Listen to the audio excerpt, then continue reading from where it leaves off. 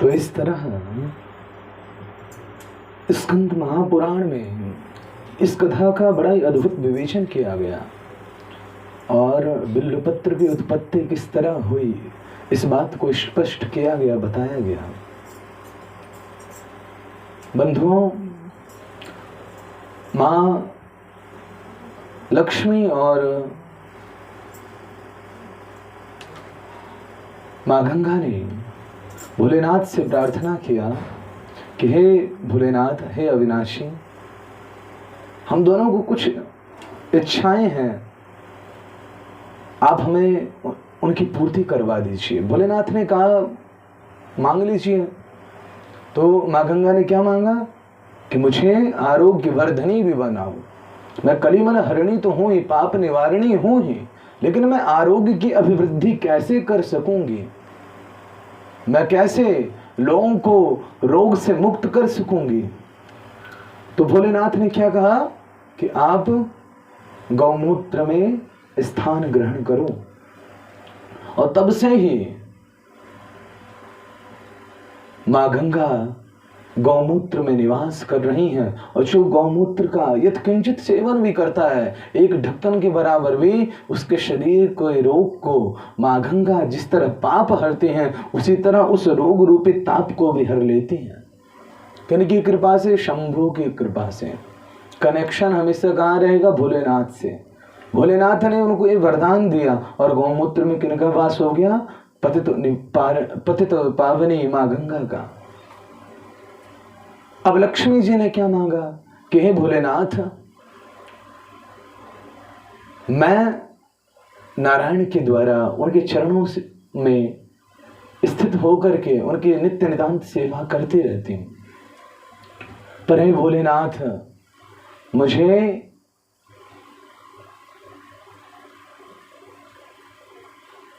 इस गंगा के साथ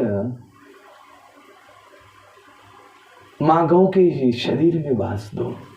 भोलेनाथ ने उन्हें भी वास दिया और कहा कि आप गौमय अर्थात गोबर में निवास करो। इसलिए गौ के पूरे शरीर में 33 कोटि देवताओं का वास है। गौ में पूरे 33 कोटि देवताओं का सन्निहित होना ही शिव की कृपा से ही है। सबको शिव ने ही गौ में बसाया है। माँ लक्ष्मी को गोबर में स्थान दे दिया, गौमय में स्थान दे दिया। और जो गोबर है वो लक्ष्मी का प्रतीक है। जिस घर को पहले गोबर से नीपा जाता था, वहां कभी दरिद्रता नहीं आती थी। देखिए, दरिद्रता का मतलब ये नहीं होता है कि पैसा नहीं होना। दरिद्रता का मतलब होता है मन अशांत रहना, असंतोष होना। ये असली दरिद्रता है। सब भवतु दरिद्रो यस्य तृष्णा विशाला। जहां तृष्णाएं हों, जहां पर दरिद्रता का सबसे अधिक वास होगा, वहां पर तृष्णा बहुत होगी, इच्छाएं बहुत होंगी कि मैं और ज्यादा पाऊं, मैं और ज्यादा पाऊं। असली दरिद्र वो हैं। एक छोटा सा उदाहरण मैं आपको देता हूं। जब श्रीमद् भागवत में सुदामा जी का परिचय दिया तो देखिए क्या बताया। कृष्णस्यासीत् सखा कश्चिद् ब्राह्मणो ब्रह्मवित्तमः विरक्त इंद्रियार्थेषु प्रशांतात्मा जितेंद्रियः। सुदामा जी का परिचय दिया कि कृष्ण का सखा विरक्त वैष्णव ब्राह्मण, ब्रह्मवेत्ता ब्राह्मण, इंद्रियेषु विरक्त, इंद्रियों से कोई मतलब नहीं है, इंद्रियां उसके वश में है। जितेंद्रिय, वो सुदामा जी, उनका परिचय दिया, लेकिन नाम नहीं लिया। महापुरुषों के नाम नहीं लिया जाता। सुखदेव जी ने उनका नाम तक नहीं लिया, लेकिन उनकी पत्नी का देखिए वर्णन किया। दरिद्रा शीदमाना सा वेपमानाभिगम्य च। उनकी पत्नी को क्या कहा? दरिद्रा। सुशीलानंद गे। सुदामा जी की पत्नी का नाम क्या था? सुशीला। सुशीला क्या थी? उसको दरिद्रा कहकर के संबोधित किया सुखदेव जी ने। अब पतिदेव मास्टर हो तो पत्नी मास्टरनी हो जाती है, पतिदेव पंडित जी हो तो पत्नी पंडिताइन हो जाएगी, डॉक्टर हो तो डॉक्टरनी हो जाएगी। अब डाकू हो तो हिसाब लगाते रहिएगा। कहने का मतलब पतिदेव के अनुसार संज्ञा मिल जाती है, जो पतिदेव की क्वालिफिकेशन है। अब सुदामा जी की तो इतनी अद्भुत श्रेष्ठता बताई, लेकिन इनको दरिद्रा कहा, ऐसा क्यों? तो सुखदेव जी निराकरण करते हैं कि जिसके जीवन में अत्यधिक पाने की इच्छा होगी, दरिद्रता उसे ही कहते हैं। सब भवतु दरिद्रो यस्य तृष्णा विशाला, जिसके मन में तृष्णा होगी वही दरिद्र है। जिसका मन कभी संतुष्ट नहीं होता है वही दरिद्र कहलाता है। इसलिए मां लक्ष्मी ने स्थान कहां मांगा? गोबर में, कि जिस घर में गोबर से नीपा जाएगा उसके घर में संतुष्टि अवश्य होगी। वो 2 रोटी खाएंगे लेकिन प्रेम से रहेंगे। भोलेनाथ ने उनको भी आशीर्वाद दे दिया। अब उधर से गौ माता आ रही थी, गौ माता आ रही थी, तो गौ माता को आते देख मां पार्वती भी आ गई।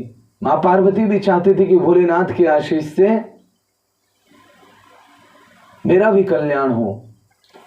तो भोलेनाथ की कृपा से मां पार्वती, वास्तव में कहा जाए तो ये तो शिव की लीला है कि मां पार्वती आई थी और उनके शरीर से स्वेद अर्थात पसीना टपक रहा था। गौ माता ने प्रेम से आलिंगन करने के लिए, गाय क्या करती है? चाटने लगती है शरीर। तो गौ माता ने पार्वती माता के शरीर को चाटा। अंततः उनके जब मुख को उन्होंने चाटा तो उनके मुख से जो शरीर से जो पसीना निकल रहा था वो गौ माता के पेट में चला गया। समझिएगा, बड़ी अद्भुत कथा है स्कंद महापुराण में है। जब मां पार्वती के शरीर का जो स्वेद पसीना था वो गौ माता ने भक्षण कर लिया, चाट लिया, तो वो उनके उदर में गया। और जब उन्होंने गोबर किया तो वही गोबर और गौमूत्र एक साथ मिल करके अंत में जाकर के एक वृक्ष बन गया।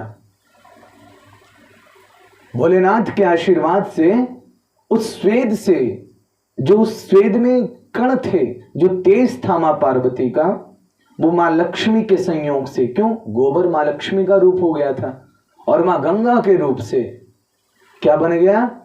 एक बिल्लु पत्र का वृक्ष। तो किनका सहयोग हुआ? 3 लोगों का सहयोग।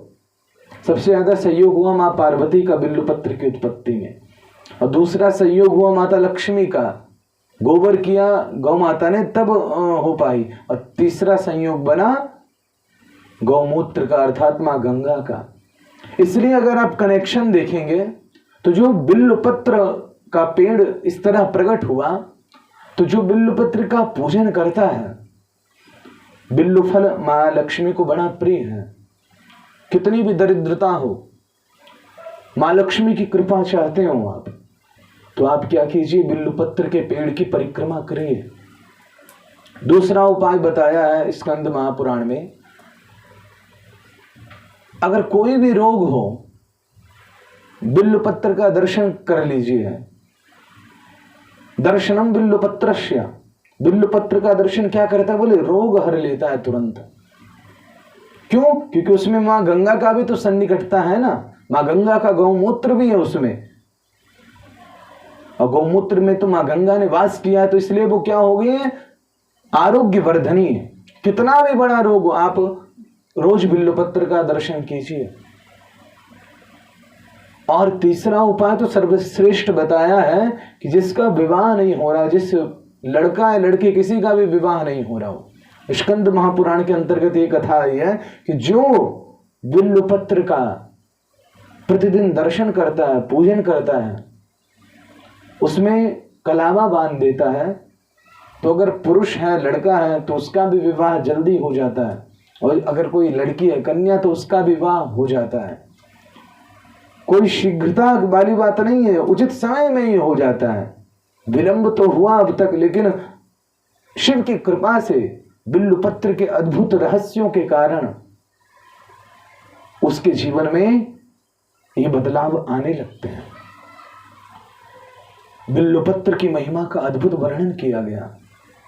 कोटि कन्या महादानम बिल्व पत्रम शिवार्पणम काशी वास निवासे च। एक श्लोक में मैं आपको बता दूं बिल्व पत्र की महिमा। वैसे तो अगर आप बिल्वाष्टकम का पाठ करें तो उसमें बिल्व पत्र की अद्भुत महिमा कही गई। त्रिदलम त्रिगुणाकारम त्रिनेत्रम चतुर्धायुतम त्रिजन्म पाप संहारम बिल्वपत्रम शिवार्पणम। त्रिदलम त्रिगुणाकारम, वो त्रिदल अर्थात 3 पत्तों वाला बिल्वपत्र क्या है? बताए साक्षात शिव के 3 नयन हैं। लिंग महापुराण में बताया गया है कि वो जो 3 पत्ते होते हैं ना, जो त्रिदल हैं, बाकी तो 4 पत्तों के भी बिल्वपत्र होते हैं, लेकिन जो 3 पत्ते वाला है उसमें एक ब्रह्मा, एक विष्णु और एक महेश भोलेनाथ। तो इसलिए त्रिदलम त्रिगुणाकारम, सत्वगुण, रजोगुण, तमोगुण। सत्वगुण के अधिष्ठाता कौन है? नारायण भगवान। और रजोगुण के ब्रह्मा जी, और तमोगुण के अधिष्ठाता हैं, इसलिए संहार करने वाले कौन? भोलेनाथ। वैसे तो सारे गुण उन्हीं से निकले हैं, लेकिन लीला मात्र से ये 3 गुण बताए। तो त्रिदलम त्रिगुणाकारम त्रिनेत्रम चित्रधायुतम, बता दिए। देखिए स्पष्ट किया गया कि वो जो बिल्वपत्र है वो शिव के ही नेत्र हैं, 3 नेत्र। इसलिए आप अगर बिल्वपत्र का शेप देखेंगे, उसकी आकृति देखेंगे, तो वो नेत्र के ही समान दिखाई देता है। त्रिधायुतम त्रिजन्म पाप संहारम बिल्वपत्रम शिवार्पणम। और शिव को एक बिल्वपत्र चढ़ाने से, बोले त्रिजन्म पाप संहारम, आपके जन्म में जो 3 जन्मों में किए गए पाप हैं वो एक बिल्वपत्र चढ़ाने से धुल जाते हैं, विनष्ट हो जाते हैं। और तो आगे भी बताया, काशीवास निवासे च काल भैरव दर्शनम कोटि कन्या महादानम बिल्वपत्रम शिवार्पणम। करोड़ों कन्यादान के समान फल मिलता है। बोले किस चीज का?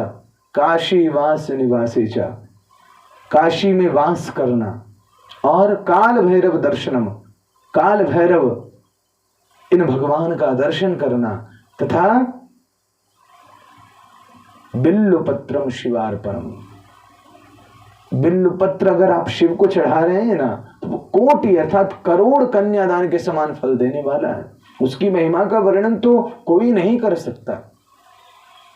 साक्षात भोलेनाथ भी उस बिल्वपत्र की महिमा का वर्णन नहीं कर सकते, समय अभाव है। नहीं तो बिल्वपत्र की तो अद्भुत महिमा। और अगर आगे हम लोगों का प्रयत्न रहेगा, एक एक विषयों पर एक एक दिन को रखा जाए और उन विषयों को कवर किया जाए, क्योंकि 3 घंटे 2.5-3 घंटे की कथा में सारे विषय, सारी कथाओं को समाविष्ट करना वो सिर्फ कथा की दृष्टि से है।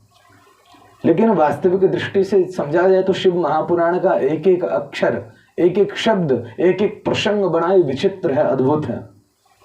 3 घंटे क्या 3000 घंटे भी अगर बोला जाए तो भी उस विषय को हम स्पष्ट नहीं कर सकते। तो बिल्वपत्र के विषय में आपने जाना। किसी एक व्यक्ति ने कभी पूछा था कि बिल्वपत्र का पौधा तो हम लगा नहीं सकते घर में, और हमेशा बिल्वपत्र हमारे पास रह नहीं सकता, तो इसका क्या उपाय हो सकता है? तो इसका एक ही सर्वथा उपाय है, सर्वदा श्रेष्ठ उपाय है कि आप चांदी का कोई बिल्वपत्र बनवा लीजिए, छोटा से छोटा बना लीजिए। अगर आप धन की इच्छा से पैसा पाने के लिए उसका उपयोग करना चाहते हैं, तो उसे आप अपने उस स्थान पे रखिए जहां आप अपना धन रखते हैं। अगर आप आरोग्य की दृष्टि से चाहते हैं तो उसके लिए आप क्या कीजिए, एक चांदी का बिल्वपत्र बनवाइए और अपने मंदिर में रखिए आरोग्य के लिए। घर में सुख शांति चाहते हैं तो फिर अपने उस शयन कक्ष में रखिए जहां आप सोते हैं। बच्चों को आगे सफलता प्राप्त करवाने की आपकी इच्छा कि हमारे बच्चे सफल हों, तो उसके लिए बताया कि उसकी किताबों में, अब सारी किताब में तो आप रख नहीं सकते हैं, तो जहां उसकी किताबें रहती हैं वहां पर उसको रख दीजिए। कहने का मतलब है आप कनेक्ट हो जाइए उस बिल्वपत्र से। और अगर जीवन में मोक्ष की इच्छा है, शिव चरणों की इच्छा है, तो बिल्वपत्र का तो ऐसा प्रताप बताया है कि बिल्वपत्र अगर आप एक बार चढ़ा दिया था, उसे 10-12 बार भी चढ़ाएंगे ना धुल के, तो कोई उसमें पाप नहीं लगता है। आप एक बिल्वपत्र को कई बार यूज कर सकते हैं, कई बार प्रयोग कर सकते हैं। शिव महापुराण में इसको स्पष्ट किया गया कि आप कई बार धुल धुल के बिल्वपत्र को चढ़ा सकते हैं। एक बिल्वपत्र का पेड़ लगाने का फायदा बताया है शिवालय बनाने के समान। एक बिल्वपत्र का पौधा लगाने का फल बताया है एक शिवालय बनाने के समान। और एक शिवालय बनाने का अर्थात एक शिव मंदिर बनाने का बताया है कि क्या फल मिलता है। तो बताया गया लिंग महापुराण में कि जो एक शिव मंदिर बना देता है उसे अश्वमेध यज्ञ, हजारों राजसूय यज्ञ, अन्यान्य अनेकानेक यज्ञों का फल मिलता है एक शिवालय बनाने से, एक शिव मंदिर बनवाने से, लिंग महापुराण के अनुसार। लेकिन जो व्यक्ति शिवालय बनवा करके उसकी व्यवस्था नहीं करता, उसे पाप भी लगता है। आपने मंदिर बनवा दिया, मंदिर तो बनवा दिया, लेकिन उसमें व्यवस्था नहीं, इसमें भोलेनाथ को आपने स्थापित कर दिया है, लेकिन उसका पूजन ठीक से नहीं हो रहा है, तो फिर उसका दुष्परिणाम भी भुगतना पड़ता है। व्यवस्था भी आपको करके जाना पड़ेगा। हाँ, लेकिन मरने के बाद उतना पाप नहीं लगता। लेकिन जीते जी आपके अगर उस शिव मंदिर में विधि निषेध का पालन नहीं हो रहा है तो फिर उसका दुष्परिणाम भी भुगतना पड़ता है। लेकिन एक शिवालय बनवाने का जो प्रभाव, जो प्रताप लिंग महापुराण में बताया, बड़ा ही अद्भुत बताया। एक शिवालय बनाने से करोड़ों अश्वमेध का और करोड़ों राजसूय यज्ञ करने का फल मिलता है। बताइए, जिस यज्ञ को प्राचीन समय में लोग इतने जीवन भर की प्रक्रिया गुजार देते थे लेकिन नहीं कर पाते थे, वो एक शिवालय बनाने के प्रभाव से हो जाता है। बड़ी अद्भुत महिमा है। और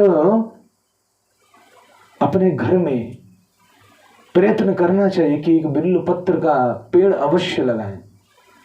क्यों? क्योंकि बिल्वपत्र में शिव का प्रत्यक्ष वास है, उसकी टहनियों में गौरी का वास है, उसके पत्तों में माता लक्ष्मी का वास है, उसके जड़ में नारायण का वास है।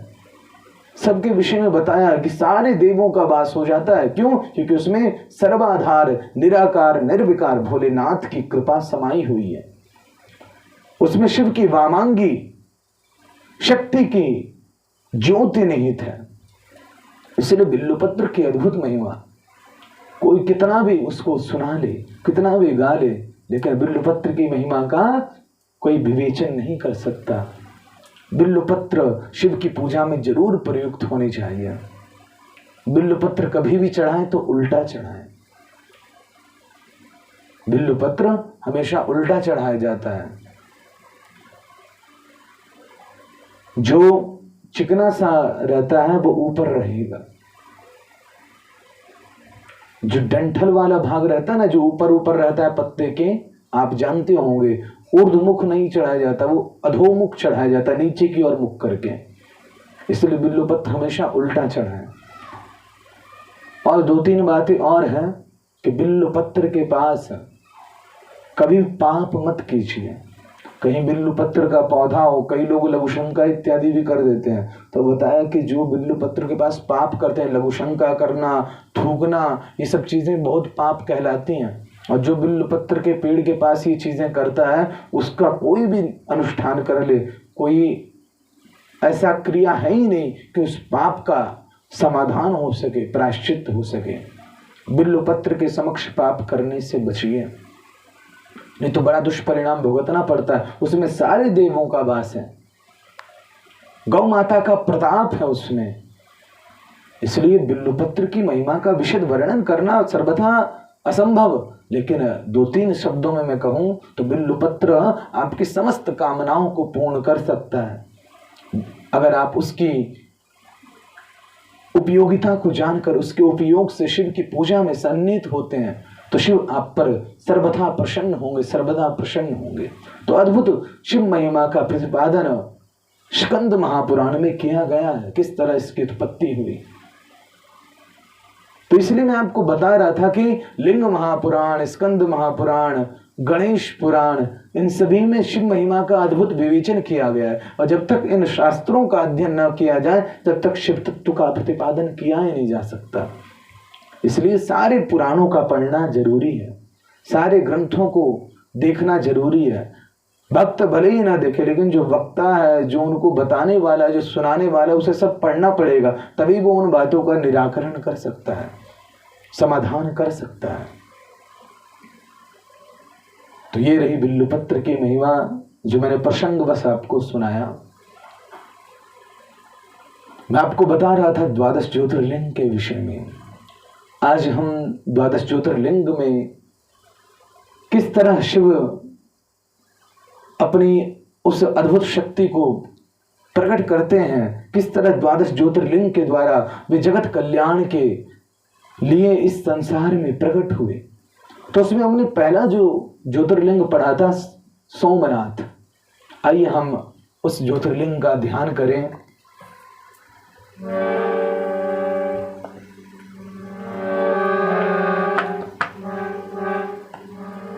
सौराष्ट्र देशे विशदे तिरम्ये ज्योतिर्मयम् चंद्रकलावतंशमम् भक्ति प्रदानाय कृपावतीर्णम तम सोमनाथम शरणं प्रपद्ये। सोमनाथ ज्योतिर्लिंग, ज्योतिर्लिंग में सबसे पहला कौन सा है? सोमनाथ ज्योतिर्लिंग। कहां पर है ये बताए? सौराष्ट्र सोमनाथम च, प्रभास क्षेत्र गुजरात में सौराष्ट्र में सोमनाथ ज्योतिर्लिंग है। इसकी उत्पत्ति कैसे हुई, इसकी कथा क्या है? शिव महापुराण में इस विषय को बताया गया कि दक्ष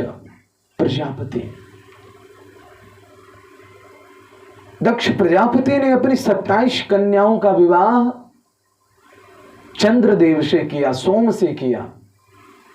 27 की 27 कन्याएं गुणवती, शोभावती, अत्यंत सुंदर। लेकिन चंद्रदेव 27 में से जो एक रोहिणी है उन पर ज्यादा अपना प्रेम लुटाते थे, उनसे ज्यादा प्रेम करते थे और उनके प्रेम पाश में बंधकर अन्य लोगों के साथ पक्षपात करते थे। जो अन्य 26 पत्नियां थी उनकी तरफ वो देखते भी नहीं थे। रोहिणी ने भी समझाया एक बार कि हे प्राणनाथ, हे प्राण प्रिय, मेरी अन्य बहनें भी हैं, उनको हो सकता है मुझसे जलन हो जाए। आप मुझे तो प्रेम करते हैं लेकिन उनकी तरफ देखते भी नहीं है, उचित नहीं है। अगर वे आपकी पत्नी हैं तो आपको उनका भी ध्यान रखना चाहिए, आपको उनका भी अच्छी तरह वही सम्मान करना चाहिए जो आप मेरे प्रति करते हैं, मेरे प्रति रखते हैं। चंद्रदेव ने कहा कि मैं एक अकेला हूं, मैं कितनों से स्नेह कर सकता हूं, मुझे आपसे ही स्नेह है बस। एक बार जब सारी बहनें 26 की 26 बहनें अपने पिता दक्ष प्रजापति के पास गई कि हे पिताश्री, हमारा विवाह चंद्रदेव से हुआ, हमारे स्वामी हमसे स्नेह नहीं करते, हमसे प्रेम नहीं करते, हमें ये जीवन अब किसी काम का नहीं लगता, हम अपने प्राण त्याग देंगे अगर हमारे स्वामी हमसे बोलेंगे नहीं, हमसे स्नेह नहीं करेंगे तो ऐसा जीवन क्या करेंगे। एक स्त्री का सबसे बड़ा विवाह सुख, एक स्त्री की सबसे बड़ी उपलब्धि होता है उसके पति का प्रेम, और वो हमें नहीं मिला। हे पिताश्री, हम ये जीवन त्याग देंगे। दक्ष प्रजापति ने चंद्रदेव को समझाया कि हे दामाद जी, आप पक्षपात न करके अन्य जो आपकी 26 पत्नियां उन पर भी ध्यान दें।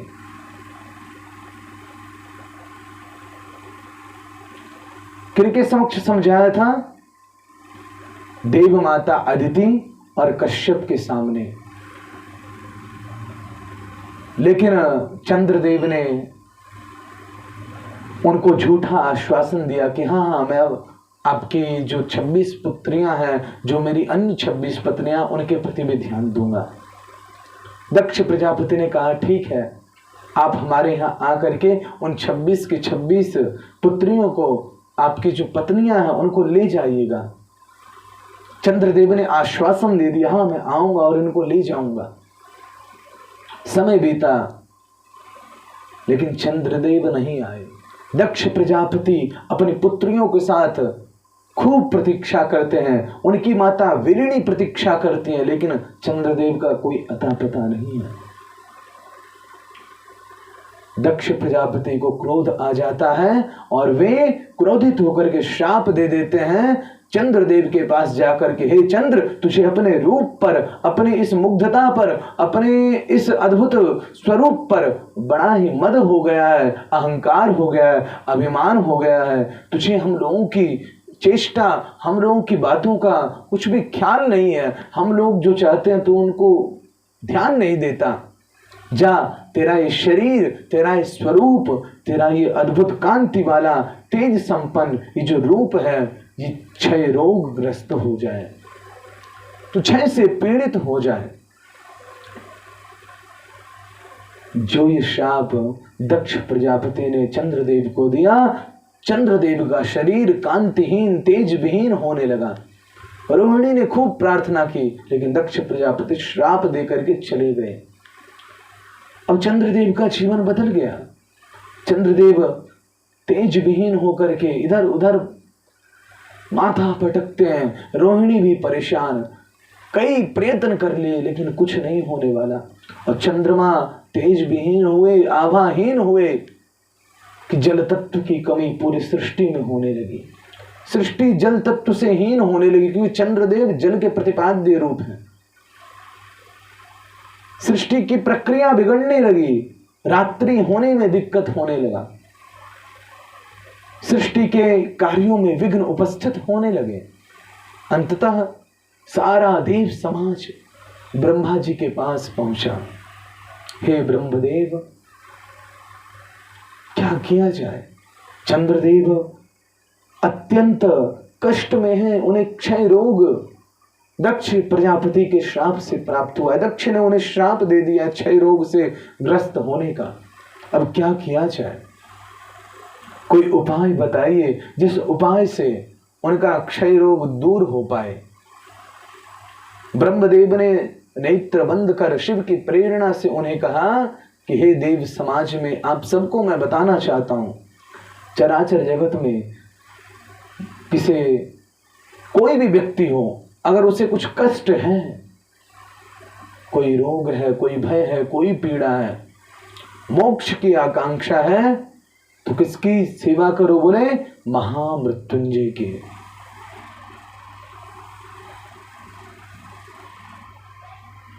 एक स्तोत्र ही महामृत्युंजय, आइए उसका प्रथम श्लोक हम लोग पढ़ते हैं।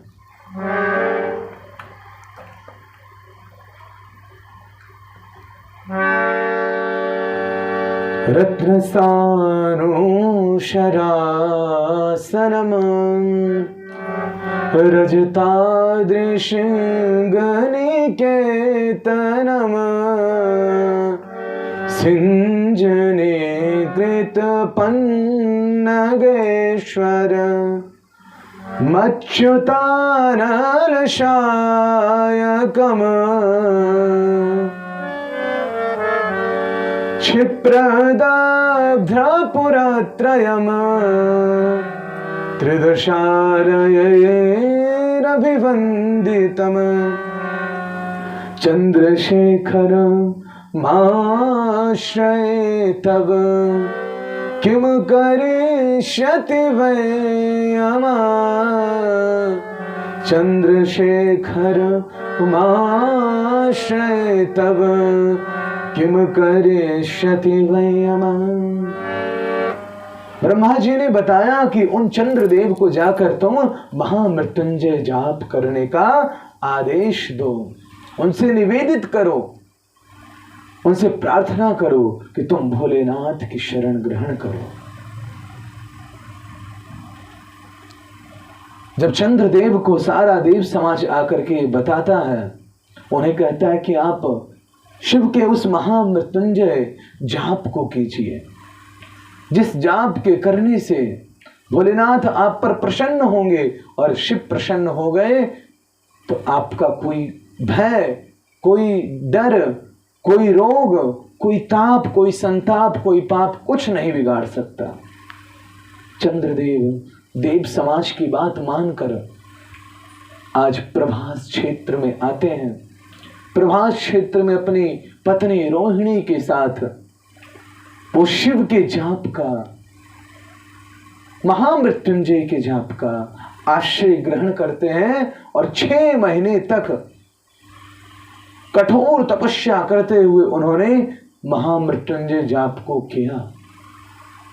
चंद्रदेव नित्य निरंतर अपने उस जाप प्रक्रिया को बढ़ाते हैं। अंततः उन्हीं रोहिणी की बहन है 27 बहनों की जो बहन है माता सती, वे भोलेनाथ से प्रार्थना करती कि हे भोलेनाथ, आप मेरी जो बहनें हैं इन सभी का कल्याण कीजिए। दक्ष प्रजापति की पुत्री थी ना माता सती, तो वे उनकी बहन हुई, उन्हीं की तो बहनें हैं रोहिणी आदि 27 जो नक्षत्र हैं। तो माता सती ने शिव से प्रार्थना किया था कि मेरी बहनों का कष्ट दूर कीजिए। अंत में भोलेनाथ प्रसन्न होकर के प्रकट होते हैं और उन चंद्रदेव के समस्त दुखों का हरण कर लेते हैं।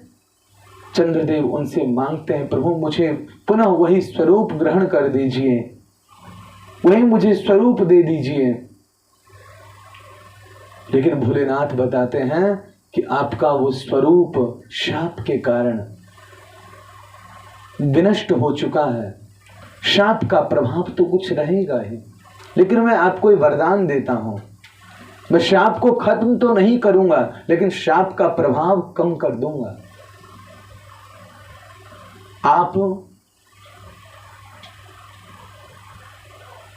जब 1 महीने के अंदर 2 पक्ष होंगे, तो जब शुक्ल पक्ष होगा तो आपकी आभा, आपकी कांति, आपका तेज, आपका स्वरूप दिनों दिन वृद्धि को प्राप्त करेगा।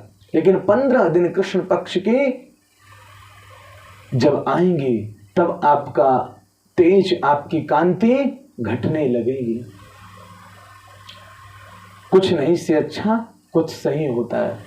चंद्रदेव शिव की कृपा से महामृत्युंजय जप के प्रभाव से पुनः अपने उस स्वरूप को प्राप्त कर लेते हैं और शिव कृपा से जो कभी असंभव था उस असंभव कार्य की भी पूर्ति हो जाती है। जिस स्थान पर प्रभास क्षेत्र में उन चंद्रदेव ने अपनी पत्नी रोहिणी के साथ शिव पूजन किया था, शिव का वह महामृत्युंजय जाप किया था, वहीं पर भोलेनाथ से चंद्रदेव प्रार्थना करते हैं, प्रभु मैंने आपकी कृपा से, आपकी दया दृष्टि से यह अद्भुत स्वरूप पुनः पा लिया है। आप प्रभु इस स्थान पर प्रतिष्ठित हो जाइए। और जैसे ये कहा, सौराष्ट्र देशे विशदे तिरंगे ज्योतिर्मयम् चन्द्रकलावतंशम् भक्ति प्रदाना यकृपावतीर्णम् तम सोमनाथम् शरणं प्रपद्ये तम सोमनाथम् शरणं प्रपद्ये। भोलेनाथ से उन सोम चंद्रमा ने प्रार्थना किया।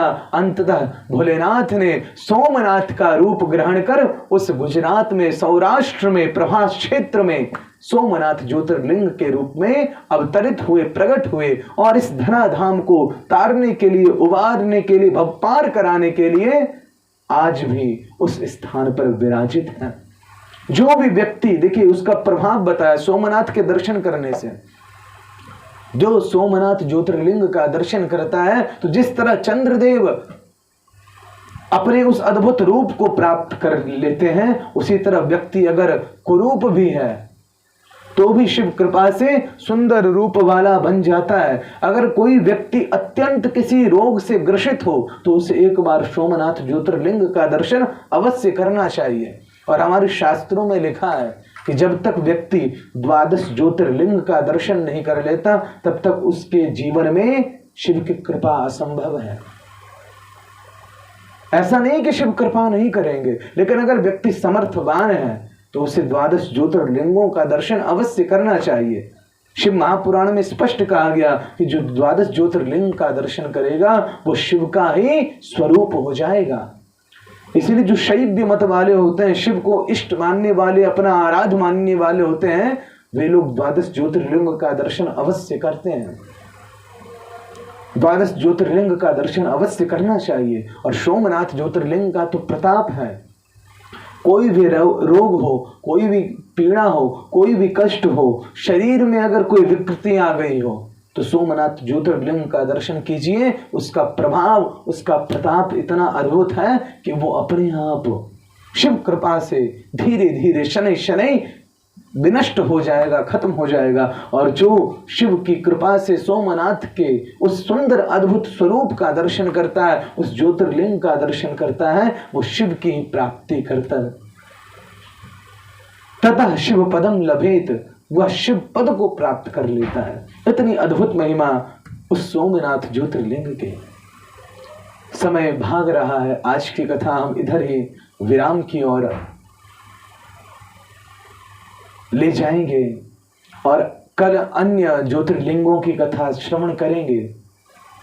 आज हमने सोमनाथ ज्योतिर्लिंग के विषय में जाना, बिल्वपत्र की महिमा का प्रतिपादन जो लिंग महापुराण और स्कंद महापुराण सब में किया गया उसको भी जाना। किस तरह प्रभु ने तारकासुर के पुत्र तारकाक्ष, कमलाक्ष और विद्युन्माली का वध किया, किस तरह उनका संहार किया वो भी आप लोगों ने जाना। त्रिपुरदाह किया भोलेनाथ ने, जलंधर का वध किया, शंखचूड़ का उद्धार किया।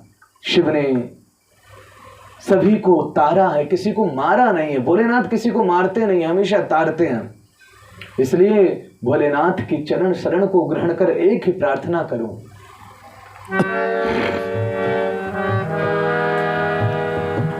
जहां ले चलोगे वहीं मैं चलूंगा, जहां ले चलोगे वहीं मैं चलूंगा, जहां ले चलोगे वहीं मैं चलूंगा, जहां रात रख लोगे, जहां रात रख लोगे वहीं मैं रहूंगा, जहां ले चलोगे वहीं मैं चलूंगा, जहां ले चलोगे वहीं मैं चलूंगा।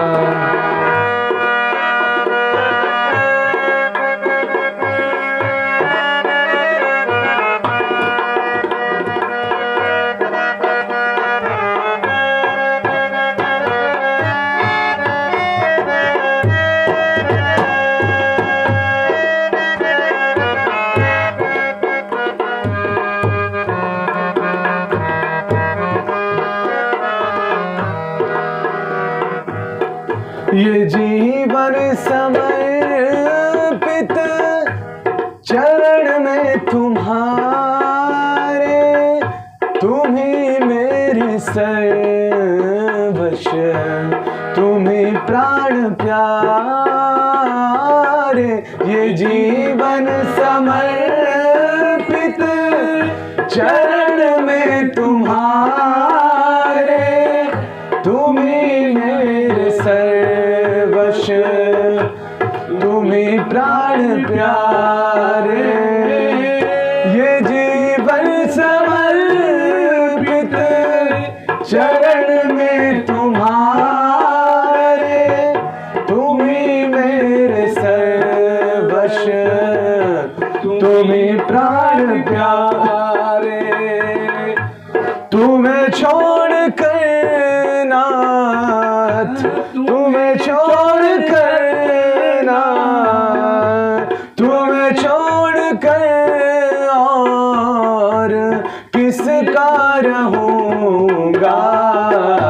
जहाँ ले चलोगे वही मैं चलूंगा, जहाँ ले चलोगे वही मैं चलूंगा। जहाँ नाथ रख लोगे, जहाँ नाथ रख लोगे वही मैं रहूंगा। जहाँ ले चलोगे वही मैं चलूंगा, जहाँ ले चलोगे वही मैं चलूंगा।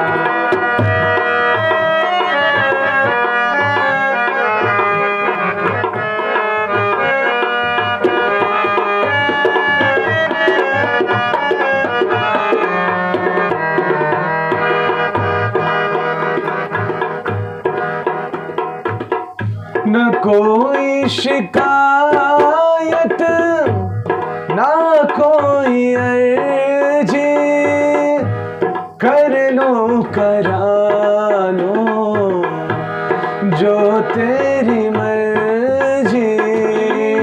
न कोई शिकायत, ना कोई अर्जी, कर लो करा जो तेरी मर्जी। न कोई शिकायत, ना कोई अर्जी, कर लो करा लो जो तेरी मर्जी। ओ सहाओगे जो भी, सहाओगे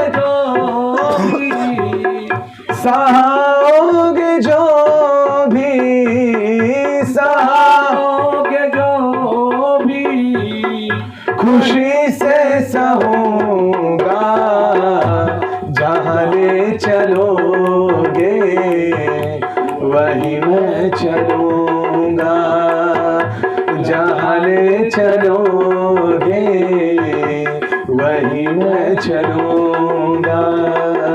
जहाँ नाथ रख लोगे, जहाँ नाथ रख लोगे वही मैं रहूंगा।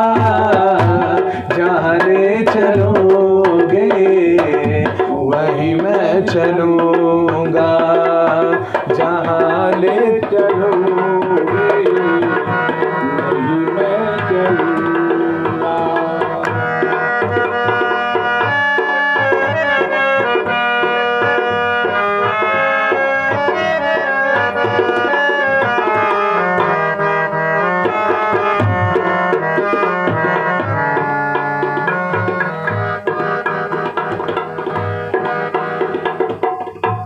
दयानाथ दयानिधि मेरी अवस्था तेरे ही हाथों में मेरी व्यवस्था।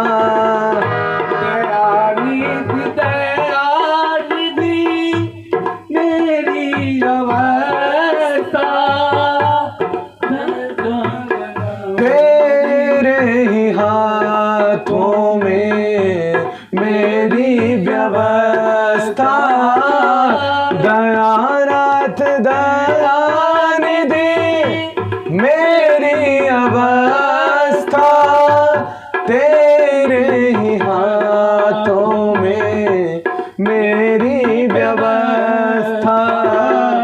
कहना भी होगा जो, कहना भी होगा जो, कहना भी होगा जो, कहना भी होगा जो, तुमसे कहूँगा जहाँ ले चलोगे वही मैं चलूँगा, जहाँ नाथ रोक लोगे वही मैं रहूँगा।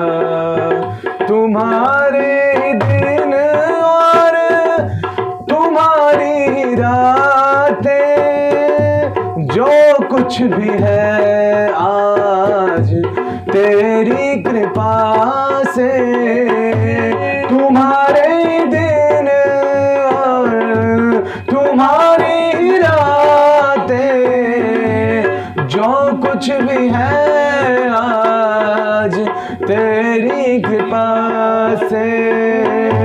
तेरा नाम दिल से, तेरा नाम दिल से मैं गाता रहूँगा, जहाँ ले चलोगे वही मैं चलूँगा, जहाँ ले चलोगे वही मैं चलूँगा।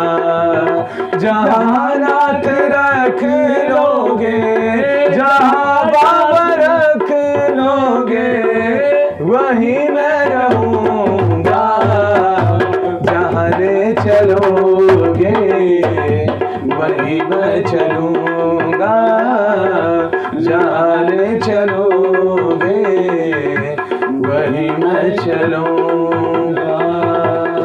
बोलो दीनबंधु भगवान की, कृपा सिंधु भगवान की जय, बाबा विश्वनाथ की जय। तो इस तरह जब शिव चरणों से, शिव की कृपा से आपका स्नेह प्रेम हो जाएगा ना, तो आप यही कहेंगे जहाँ ले चलोगे वहीं मैं चलूँगा, जहाँ नाथ रख लोगे वहीं मैं रहूँगा। इतनी अद्भुत महिमा शिव तत्व की। इसलिए शिव से प्रार्थना करो, शिव अपने चरणों में स्थान देते रहना, अपनी भक्ति कराते रहना, अपनी स्नेह वात्सल्यता का हमें सुख प्रदान करते रहना, अपनी कृपा दृष्टि बनाए रखना। और इसी भाव से, इसी संकल्प से हमारे यजमान माननीय शंकर कुमार सिंह, उनके पूरे परिवार ने इस कथा का आयोजन किया। शिव कृपा उन पर बनी रहे, शिव स्नेह सुधामयी अमृत का वो रसपान करते रहे, उनकी भक्ति नित्य निरंतर शिव चरणों में प्रगाढ़ होती रहे, वे निरंतर अपने जीवन में प्रगति करें, उनके सुपुत्र एवं उनकी सुपुत्रें यूं ही सफलता के उन्नत शिखरों पर शिव कृपा से आगे बढ़ते रहें। यही मैं शिव से प्रार्थना करता हूँ, यही भोलेनाथ से निवेदन करता हूँ। और आज के इस मंगलमय कथा का, इस अमृतमय सुधा का 6ठम दिवस का हम लोग यहाँ विश्राम देंगे, विराम देंगे। कल पुनः हम लोग शिव के 7वें दिवसीय सप्ताह ज्ञान यज्ञ में प्रवेश करेंगे। कल 7वां दिन अंतिम दिवस है, जिसमें हम लोग प्रयत्न करेंगे जो कथाएं रह गई हैं उन कथाओं को सुना पाए। हम लोगों का कोई सामर्थ्य नहीं है कि शिव का प्रतिपादन कर सके, शिव तत्व का विवेचन कर सके, लेकिन यथासाध्य बिना शिव की कृपा से वो संभव भी नहीं है। अभी शिव जितनी कृपा, जितनी दीन वत्सलता दिखा रहे हैं, उसी के अनुरूप हम लोगों के माध्यम से यह शिव कथा का कार्य किया जा रहा है। यथाशक्ति तथा भक्ति शिव ही हमसे बुलवा रहे हैं। हम लोग कुछ नहीं है, हम लोग एक बांसुरी की तरह, एक वाद्य यंत्र की तरह इस मंच पर बैठते हैं। वास्तव में बोलने और बुलवाने वाले तो भोलेनाथ ही हैं, उन्हीं की कृपा से ये कार्य हो पाता है। मैं पुनः यजमान बंधुओं को, पूरे सिंह परिवार को अनंतानंत साधुवाद धन्यवाद ज्ञापित करता हूँ। आपका जीवन यूं ही शिव चरणों में लगा रहे, शिव कृपा से आप शिव की उस अद्भुत स्नेह वात्सल्यता का लाभ पा सके, यही भोलेनाथ से प्रार्थना है, यही निवेदन है। पुनः आप सभी को हर हर महादेव, हर हर महादेव, हर हर महादेव।